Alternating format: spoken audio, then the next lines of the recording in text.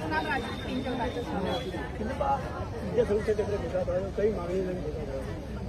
આશરે અમારો 15મો તબક્કો છે અને અમારી પાસે એક જ માંગણી હોય છે કે જલ્દીમાં જલ્દી અમારું પ્રોવિઝનલ મેરિટ લિસ્ટ જાહેર કરી અને અમારી જે ભરતી પ્રક્રિયા છે એ પૂર્ણ કરવામાં આવે। કેટલા સમયથી ધ્યાન નથી?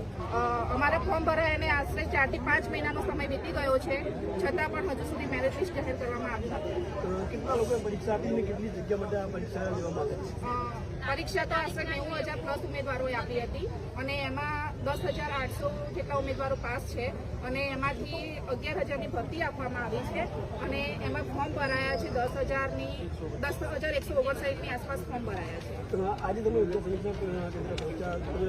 કરાતા હતા, ક્યાંથી શું આવવાનું?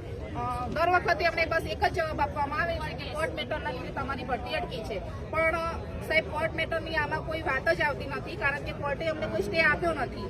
પ્લસ જે પિટિશનરો છે, જે ફેલ ઉમેદવારો છે, એમની પાસે બાહેંધરી પત્રક લખાવવામાં આવ્યું છે કે 11,000ની ભરતી પર અમારો કોઈ હક દાવો રહેશે નહીં, તો પછી અમારી ભરતી અટકાવવાનું કારણ શું? જેટલી વાર આવીએ એટલી વાર અમને મનગઢત જવાબો આપી દેવામાં આવે છે, મનગઢત સંભાવનાઓ રજૂ કરી દેવામાં આવે છે।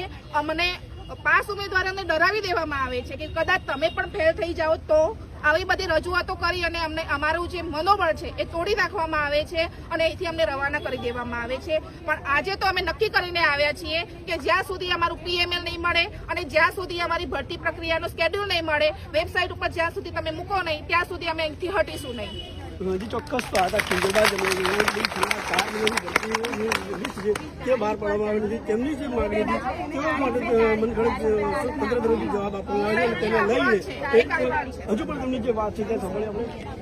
આજે અમે વિદ્યા સમીક્ષા કેન્દ્રમાંથી ટેટ 1 પાસ ઉમેદવારો જેટલી સંખ્યામાં આવ્યા છીએ એ બીજા ટેટ 1 પાસ ઉમેદવારોને, ઘરે બેઠેલા ઉમેદવારોને આહવાન કરીએ છીએ કે તમે અમારી સાથે સત્યાગ્રહ છાવણીમાં અમારી સાથે અમારો સપોર્ટ કરવા, પોતાના હકની લડાઈ લડવા માટે અમને સપોર્ટ કરવા પ્લીઝ ઘરમાંથી બહાર પગ મૂકો અને અહીંયા અમને સપોર્ટ કરવા આવી જાઓ।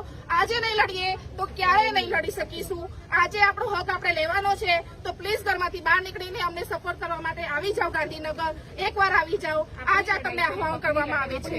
ચોક્કસ આ જે ઉમેદવારો હતા તેમની જે માંગણી છે કે કોઈ પણ સંજોગોમાં જે ટેટ 1 જે ઉમેદવારો છે, વિદ્યાસાગર ઉમેદવારો છે, તેમનું જે મેરિટ તે બહાર પાડવામાં આવે, જ્યાં સુધી બહાર પાડવામાં નહીં આવે ત્યાં સુધી તેમને વિદ્યા સમીક્ષા છોડશે નહીં તેવી પણ તેમણે રજૂઆત કરી છે।